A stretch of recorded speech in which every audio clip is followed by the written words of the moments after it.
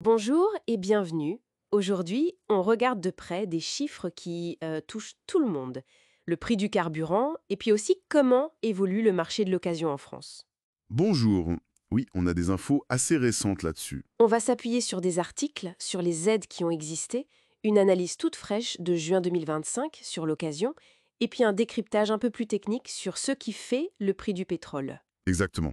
L'idée, c'est de comprendre un peu mieux ce qui tire les prix vers le haut ou vers le bas, et de voir les tendances, surtout avec la montée de l'électrique. On se lance. Allons-y. C'est vrai que c'est un écosystème assez complexe où se mêlent l'économie mondiale, les décisions politiques et le marché local. Commençons par le plus visible, le prix à la pompe. Qu'est-ce qu'il y a dedans concrètement? Citeco en a fait une analyse. Oui, alors, pour simplifier, on a d'abord le coût du pétrole brut lui-même. Ça représente, disons, entre 30 et 40%. D'accord. Ensuite, il y a le coût du raffinage, plus faible, entre 5 et 10%. Et la distribution, le transport, tout ça, environ 10%. Et le reste? Parce que là, on n'est pas à 100%. Ah le reste, et c'est souvent là que ça fait mal, ce sont les taxes. En France, c'est plus de la moitié du prix, entre 50 et 60%. Ah oui, quand même. C'est un levier fiscal énorme pour l'État, mais ça pèse très lourd, c'est clair. Bien plus que juste le prix du baril parfois. Et ce prix du baril, justement, il bouge tout le temps. Pourquoi cette volatilité? Ça vient beaucoup du prix du brut, qui est très sensible à la géopolitique mondiale, évidemment. Mhm. Il y a aussi les décisions de l'OPEP+, ce groupe de pays producteurs qui contrôle une grosse partie de l'offre, à peu près 40% de la production et 80% des réserves mondiales. D'accord. Et puis, il ne faut pas oublier les marchés financiers, avec les indices comme le Brent ou le WTI qui servent de référence. Et en France, la fiscalité, elle réagit comment à ces variations brutes? Elle amplifie? Elle amortit? Les deux, en fait.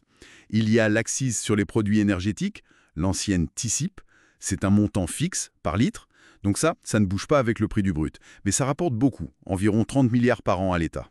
D'accord, fixe. Et à côté, il y a la TVA à 20%.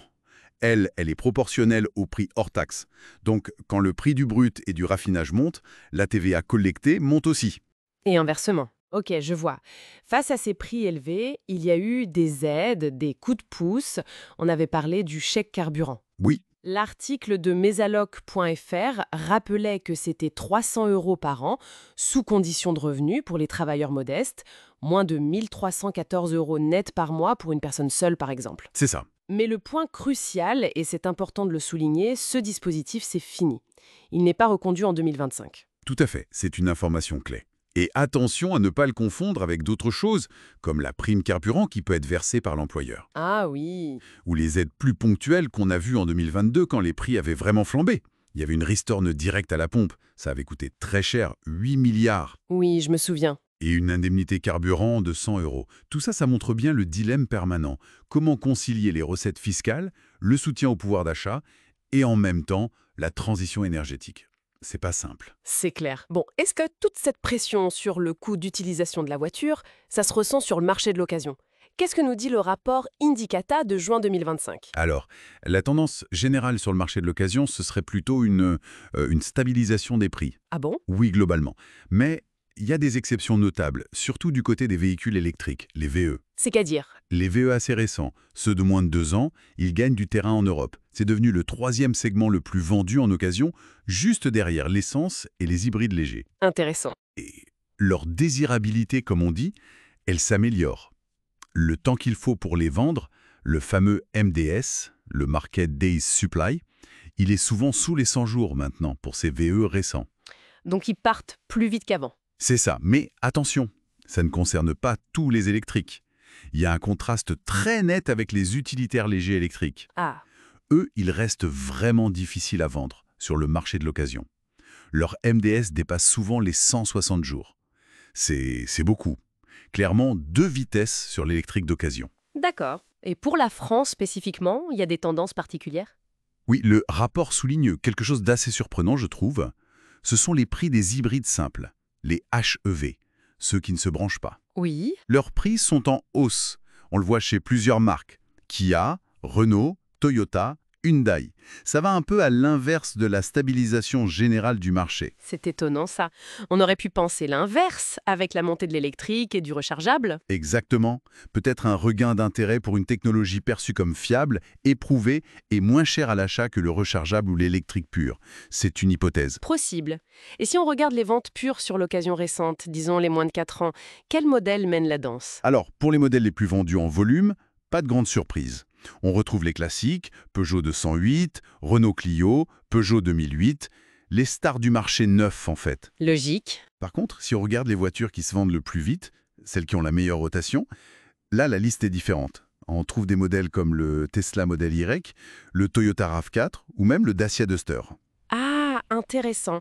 Ça montre une demande très forte pour ces modèles spécifiques, même s'ils ne sont pas forcément les plus nombreux sur le marché. Tout à fait. Ça reflète des dynamiques de demande très ciblées. Bon, si on essaye de résumer tout ça.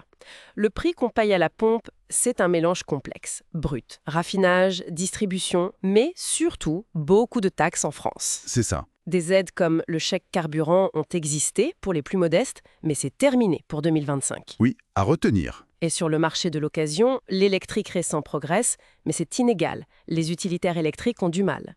Et en France, petite surprise, les hybrides simples voient leur prix augmenter. Exactement. Ce qui ouvre une question intéressante pour l'avenir, non? Ah oui? Laquelle? On voit les VE monter en puissance. Mais on entend aussi parler de possibles nouvelles taxes spécifiques pour eux, ça se fait déjà ailleurs, comme en Suisse ou en Alberta, pour compenser la baisse des recettes des taxes sur les carburants traditionnels. C'est vrai. Alors la question c'est, comment le coût total de possession et d'utilisation d'un véhicule, pas juste le prix d'achat ou le prix à la pompe, va réellement évoluer selon les motorisations dans les prochaines années? Au-delà du prix affiché, quels sont les facteurs, peut-être un peu cachés aujourd'hui, qui pourraient vraiment faire pencher la balance demain? C'est une excellente question pour finir. Effectivement, le coût total, c'est bien plus que le prix du plein. Merci pour cet éclairage. Merci à vous.